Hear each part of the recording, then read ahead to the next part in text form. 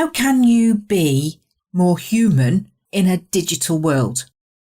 Talking to people online is a confusing landscape. Standing out above the noise means we have to create what I call a pocket of quiet to be heard.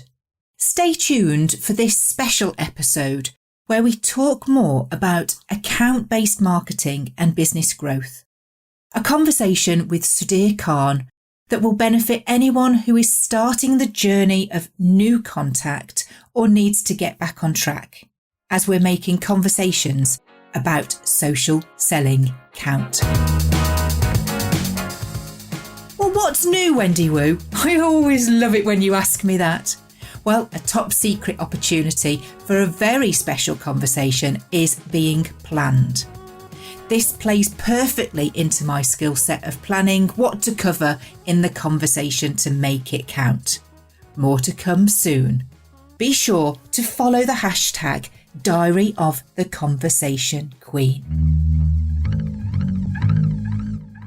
Also, we've had a lovely review from Kate in Oxford.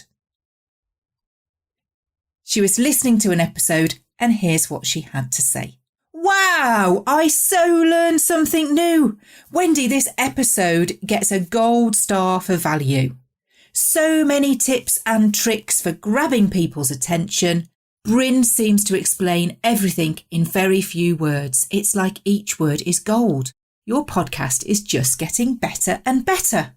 Well, Kate, thank you so much. Bryn Tillman was talking to us about LinkedIn, and she's got a great online resource with lots of learning modules. Check out the website, listen to the episode, and let me know what you think. Now then, I am so excited to be talking to you today, Sud, because your profile has a statement on it and I love it. And it's, how do you stand out from the crowd? Well, to stand out from the crowd and cut through the noise, you need to think outside the box. And you also need to understand your audience on a human-to-human level. That's what it really comes down to. And in today's world, especially everything that's gone on around us now, we're surrounded by so much noise and so many distractions. It really is about, resonating with the audience. We can't do any disruptive methods anymore. I mean, you can pay on YouTube to stop ads. That's the world that we are in, where people don't want disruptive marketing.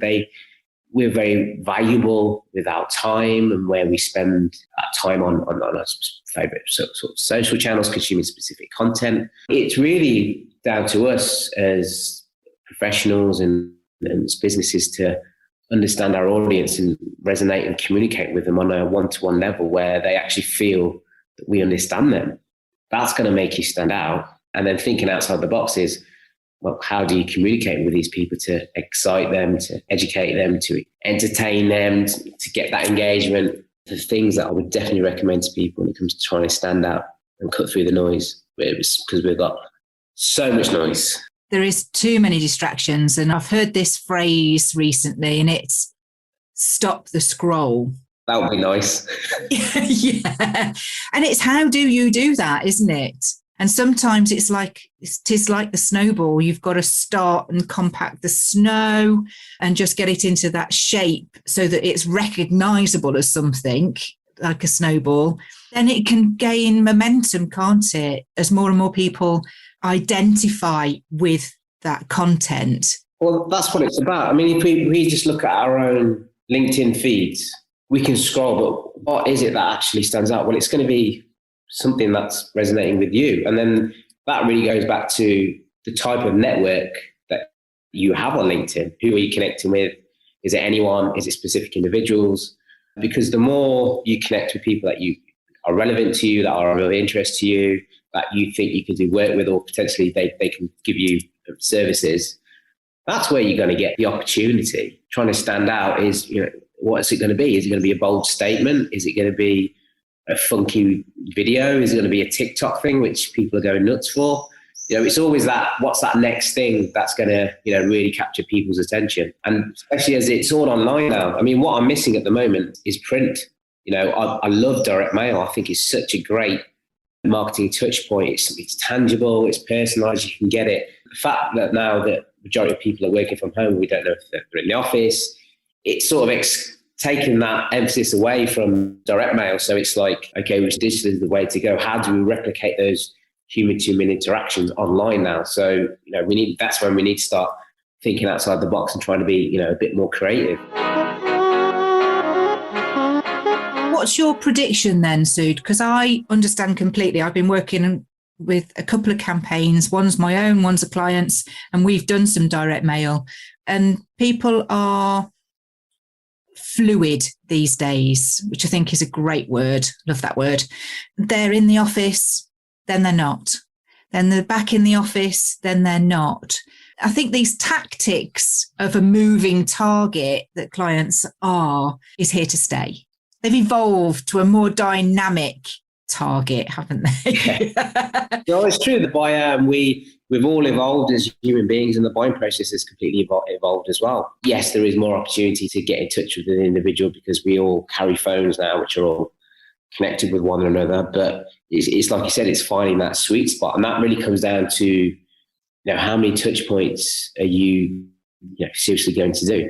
It's about investing a lot of time up front. So not just, going at mass and not trying to text everyone and not trying to automate, to everyone. It's being very selective and then trying to understand the individuals in terms of the pain points and problems that they have. Can you really, when you start to look at your audience, can you really add value to these people? That's going to be key. You don't want to connect with anyone. You don't want to try and sell to anyone. It's really, can I generally add value? How can I add value? And then trying to communicate that to them on their terms. When it does come to direct mail, it could be a great touch point, but it may be maybe the third or fourth, where the first one is just trying to get comfortable with the individual, making them aware of you, making sure that you're in around their ecosystem, make sure that you stay front of mind. Then you do start to connect and have a conversation with these people. That's what, social selling and social media, and that's what selling is about. It's built upon a relationship. So let's try and have a conversation first, understand them better, try to be personalized. There's so many people on LinkedIn that give great tips in terms of voice notes and video outreaches. For me, video outreach is great, and that's one I always do. Video outreaches, try to have a conversation, and then, mention it in there. I'm going to send you something in the post that may be of use. So whereas before you may have emailed a guide or sent a link to a webinar, why not print off a specific piece of content that you've created for that individual? Maybe an article on your LinkedIn piece that you think that is really useful for that individual. Have it, personalized post-it note, pop in a Freddo and a Haribo packet. Always works. Always works. Post that to the individual and just drop them a note. Say, I've sent you a package. It'd be great to get your feedback. That person is going to receive something from you. 9 times out of 10, they'll appreciate it because you've gone to the effort. How much post do we get nowadays that isn't bills and stuff? Not a lot. So in terms of the noise, you've got a pretty clear, direct way through.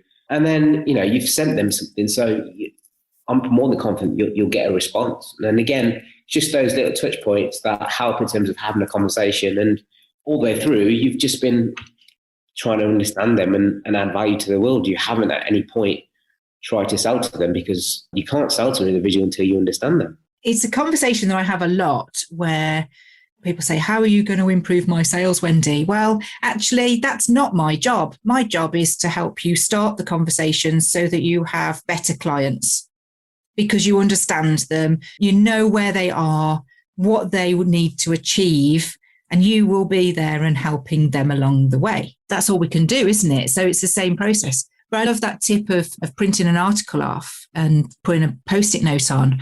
I've actually got my book and I've been sending it with a personalized post-it note on a particular page.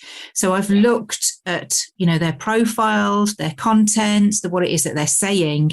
And I've just literally gone, just this one tip, do this one tip and see the improvements. And that's it. It's great. And you get messages back going, I did it. I did that. And this happened. It's fabulous. Because it's that human interaction. And you've gone out your way to do something to sense, they appreciate it. It's all of the things that we used to have in terms of networking, before having those conversations, getting to know individuals. But we've just become so I think we're spoiled in terms of the technology that we have at our fingertips and the fact that we can do so much quickly and en masse. I have this conversation with many businesses, CMOs and sort of sales directors when it comes to, we're thinking about, we want more leads, you know, we need to have more warm conversations, and you start to have a conversation with them about, in terms of profiling individuals and investing the time up front. And it's always, how long is that going to take? That's going to take some time. And I was like, well, yeah, because you have to understand, well, if we just started 12 months ago. Yeah. And it's like, well, yeah, but I can do a cold call campaign or with dialers, and I can hit this many people and I can get this percentage of return. Or I can send an email campaign with a click of a button and I can get this reach instantly. You know, it's the cultural difference. It's changing an individual's mindset and approach to say, okay, email and cold calling or calls do have a part to play, 100%, they're not dead. But further on down, in terms of the first instance, you need to understand who you speak to. If you don't invest that time up front, especially now where there's been an acceleration of digital adoption, so much has changed in terms of the customer journey, you're just not going to cut through the noise. I get what you're saying there, Sud, as well, because a conversation I was only having just before we came on air was how I've been helping people since 1989. And I was asked the question, how do you think it's going to be, you know, that we can use the power of the phone post-COVID and work smarter? My answer really was, well, let's rewind to 1989 to how it was done then, and then just think a bit smarter about the technology that we've got now. Use the technology in a smart sense so it sharpens us, but go back to the way that relationships were done then. We've gone out of fashion to come back into fashion as we settle into this kind of new way of speaking to our audiences and customers. And do you know what I'm saying? It's kind of, yeah. I get it. I absolutely get it. And you're right. I mean, I was only 6 in 1989, by the way. So Oh, I felt that. Really joking. You're absolutely right in terms of, it was about having conversations. You know, it was about relationships and, you know, taking the time out to, you know, go for coffees, truly. And, you know, when you are speaking to people, you're not always going to sell to everyone. Not everyone's going to be the right fit for you. But the best thing that I always find and what I always enjoy in terms of engaging and interacting with people is you can manage their expectations. You can help them in other areas. Maybe you're not the best fit, but you can then recommend or refer them to someone. It is generally about helping. And a lot of people will just be like, well, you're just talking fluff because you're a marketeer. But if you can help that individual, they will remember you because, you know, you've done them a favor. They will remember the interaction they had with you. That's what I call social capital. You built a reputation on that interaction and based upon how you portray yourself online. And if they match and the individual's had a good experience with you, that adds to your social capital. So whenever they are online and they see someone else who wants your service, they 9 times out of 10 will refer and recommend you. And I've had it happen to me. I've had people that I haven't even had a conversation with, and they've referred other people to me and they went, this guy's always talking really good content. Here's someone that you should speak to. And it's just like, wow, thank you. So then off the back of it, I had a conversation with the individual. That's the difference, isn't it? That we are having conversations in different places now and not necessarily verbally. So our conversations have to be the same no matter where we show up. 100%. You have to be authentic. You can't fake it. You can't hide behind your screen. We're all humans. We pick up on when it's not authentic, when it's a templated thing, or if it's fake, or if it's a bot, or if it's spam. We just know. We instantly know. So if you're not being authentic, you're just harming your brand. When it comes to who you help yourself then, Sud, I know that you've got a book. I know I've got a copy. Group's keeping it upright for you. It's standing next to mine. You talk about being human because that's the title of the book, and it's about social selling and marketing and all of those sorts of things. What would you say is the best piece of advice you would give anybody in today's climate? I would seriously say to individuals, use this time to really understand your audience and By that, I mean the channels that these individuals are on, because regardless of whatever sort of marketing you're doing, whether it's traditional, inbound, ABM, social selling, all of it comes back to the consumer, to your audience, to your world. And if you don't understand them, all of your marketing and sales is flawed. So invest the time, understand them. You've got, the inbound marketing, which obviously came into play, in the mid 2000s, was great because it was based upon buyer personas. Okay, they were fictional buyer personas, but at least there was some actual profiling done at that point. And the next level was obviously account-based marketing, which is real life buyer personas, actually trying to understand Steve, who works for X, Y, and Z. What resonates with him. So go to that level of detail, try to understand your audience, the channels that these people are on. What is a day in their lives? What type of content are they consuming? What sort of groups are they part of? What are they interacting with? What are their pain points? What are their challenges? What keeps them up at night? How can you truly add value to the world? What's currently going on in the climate for them? How can you sort of look at the hashtags, look what's trending in terms of content, see what's performing the best? And then instead of trying to replicate it or, try to create your own version, which is a little bit disruptive. Give your insight into what's going on. But the best thing that always resonates through is when you give real life examples. So if you have helped an individual and you have come across real life hurdles, real life problems, talk about them, show them. And that's what I've always tried to do, and we always try to do in terms of, I've been criticised a lot in terms of you give too much away, even with the book. Yeah, but it's one thing giving it away. It's another thing somebody actually doing something with it. Exactly. So and we all need help. Yeah, exactly. So I always try to show my thinking, whether that's sketches and diagrams or just really to show the scenarios and things, because it's real life. Things happen. There isn't always a straight path. You have to be agile. You have to adopt, and things happen differently. So that's what I would say to individuals. You truly need to understand your audience in today's world, because if you don't, you're not going to survive. In lots of instances, and this may sound easier than done, but we do need to be original. And our experiences, our individual experiences are original. And it is about sharing those and it having value for others, isn't it? Because there'll be people in similar situations. You're never going to absolutely mirror anything, because that's the uniqueness of the human race. Absolutely. So soon we get to the bit of the show that I always get excited about, because I have no idea what's coming.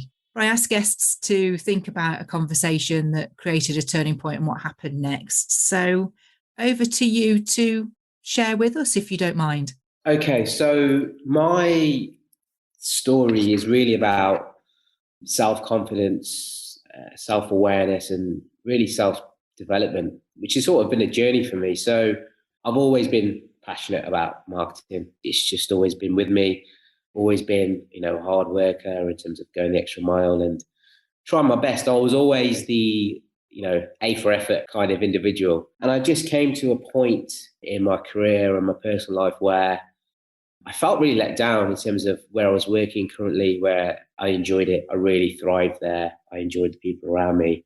But I just felt like I wasn't being given the opportunities to excel and to grow. And really looking back at it now, it was almost an excuse, because at the end of the day, the ball's in my court in terms of how I progress and develop. In my personal life, a relationship had broken down. I was really low in terms of motivation, zero confidence at that point.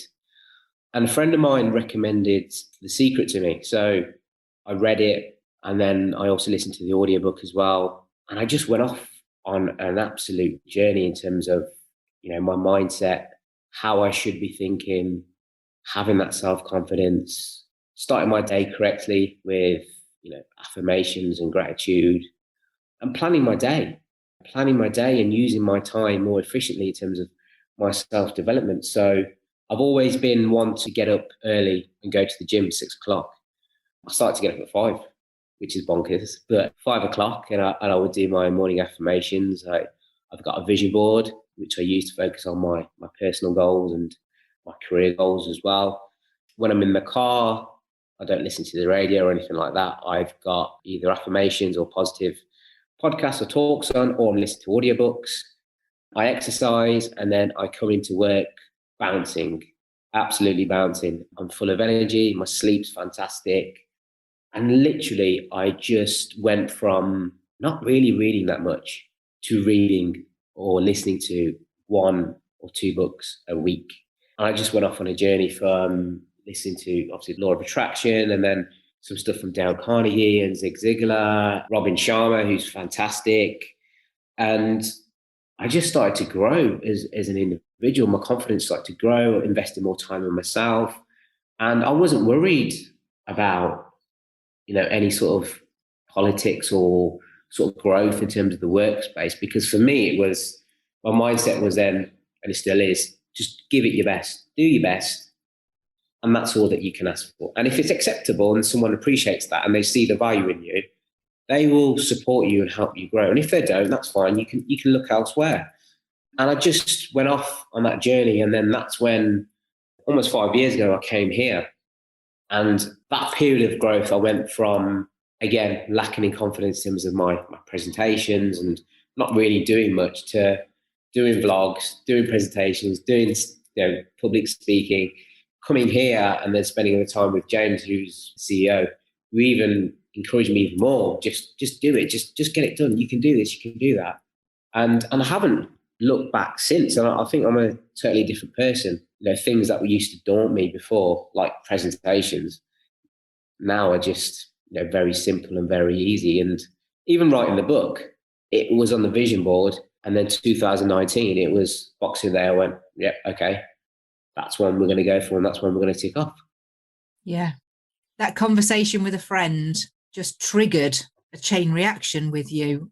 Here's a book that I think might really help you right now. And from that standing start, it's just opened the floodgates to the wealth of books and advice that is out there. Is fascinating. It's just, it's mind-boggling, because, like I said, I wasn't really reading that much. But again, it's just taking little insights, little snippets. I have great conversations with my parents as well, because there's crossover in terms of, when you read stuff about gratitude and affirmation and stuff like Jay Shetty, and I can speak to my parents who are from India about certain different elements. It's cross-cultural, isn't it? A lot of this personal development is cross-cultural. And how else do we get to be having a conversation with Tony Robbins than reading his book? Exactly. That's as close as you're going to get, isn't it? And what I've seen is there's more of this content coming out. If you look at Jay Shetty, how big he is. And I read his stuff now, and a lot of it I've possibly already read from other people. But it's always good to re-engage with things. But I just feel that the stuff that everyone's talking about now is so relevant, because they say so many good things in terms of when you get up in the morning, don't go to your phone, don't start scrolling. The reason why you get up early, between 4 and 6, that's a perfect time in terms of your brain, in terms of the type of energy, your emotions. That's brilliant for learning, for doing exercise, for setting your day off right. Whereas, again, we're in a digital world now where it is, well, I don't really have to be up early because I don't physically have to go into work. 9 times out of 10, a lot of people rely on their phone to wake them up. They just start scrolling. What are they looking at? What social channels are they on? Are they actually looking at anything that's positive for the day? And have they actually then got up?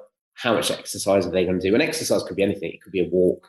It's whatever suits you. They don't have to go to the gym like me, but just getting something to get your blood pumping and having those positive affirmations, positive feelings, make your whole day an outlook, and your energy and vibe that you give off to other people, totally different. First thing I do is take the dog. I don't even get a chance to brush my teeth or have a cup of tea. The dog is just like, come on, let's go. I do confess, I do go out and I'm walking the dog and I'm scrolling. I'm looking at getting ahead of the day. But then, it's sort of horses for courses, isn't it? If, I love being out with the dog at that time in the morning, and I can go and find a spot and sit. I can scroll while I'm walking and go and sit and actually be in the moment of being out with the dog and watching the dog do whatever silliness she's up to. So there's one rule that I have in my house, following doing the mental health first aid training course. As soon as dinner is served, mobiles are all left on the side in the kitchen for as long as possible. Now, it's set for an hour for us to have dinner and to share some social. But quite often we'll go in the kitchen, we'll clean away and tidy up, and the phones will stay there because we'll go into another room and carry on that social. And that's made a massive difference. 100%. When I was growing up, we always used to have the one key thing, because my parents were always working. My dad used to work nights. The one key thing was, we have dinner together. We sit down at the table, we have dinner together. It makes a massive difference. And again, it's something that we used to do that we don't do because of what's changed in terms of the world. Yeah. Some face-to-face meetings are coming back and creeping back into my diary. And I'm making a point of only doing it over food, because I feel that is such a great way of bonding. When you share a meal together, it goes back in tradition for many, many thousands of years, doesn't it? There's a reason. I think that's a great idea. What's next for Sud? Best-selling book, speaker, avid reader. Have you any predictions for conversations? I'm not sure. I've been thinking about new goals and things to put on the vision board, possibly another book. But rather than being more focused on sort of marketing methods and techniques, I think there's a need to talk about culture and how we need to adopt, and some elements that we've covered today. I think that's always key, and I think it's often overlooked. We've had it many times when we talk to clients and prospects that come in and they're adamant. We want ABM, or we want social selling, or we want this, and it's like, well, yeah, you can have it, but is your culture ready for it? Are you actually ready to adopt and change and shift your mindset and approach? Because these are things you have to take into consideration. You can't just install something and press a button and expect all magic to happen.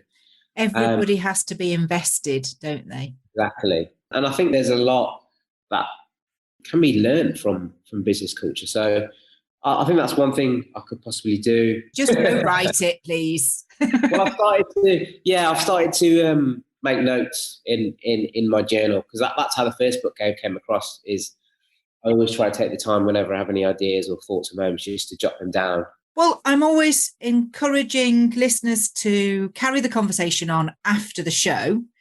Where's the best place to find you?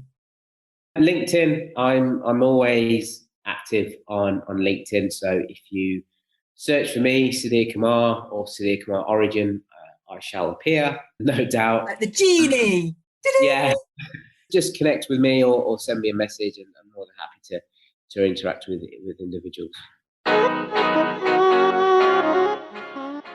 Now, social selling reaches across many spectrums of communication in the digital age, and I hope you took something away to try today. Let me know. We love it when the conversation carries on after the show, and you can find more details from guests, including grabbing a copy of Sudhir's books and many other titles, including mine, to add to your reading list. Go check out makingconversationscount.com under the guest resource page. Our next guest, we will be joined by Anne Page, where the topic will be about jargon and the conversation that counted for Anne. It goes back to knowing your clients or the client base that you want to attract, knowing what product or service, particularly in the legal field, that they need.